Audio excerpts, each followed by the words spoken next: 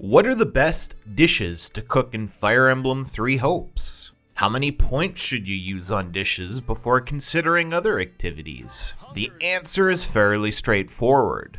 I'll tell you the most important dishes first. These should be your 100% go-to dishes every single chapter.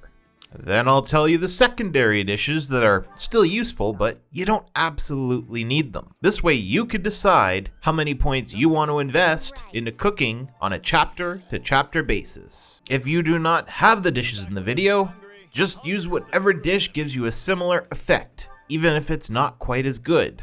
The first dish is without a doubt the most important one. It's called Country Style Red Turnip Plate. This dish will lower the amount of durability used by combat skills/spells by a lot. Some of the strongest attacks in the game come with a very expensive cost. And even if you're not using the most expensive skills, even the cheap ones add up over the course of a long battle. This is a must-have dish for everyone. Next up is Sweet Bun Trio.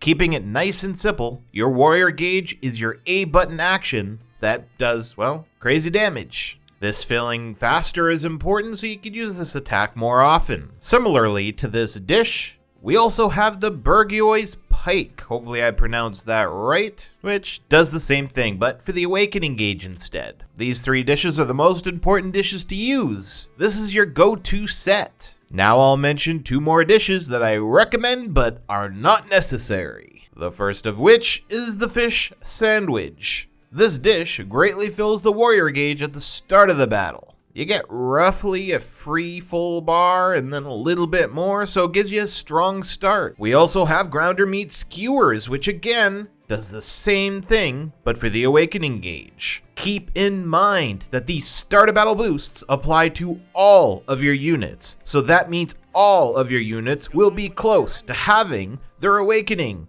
and will be given a free warrior gauge bar from the very start of battle.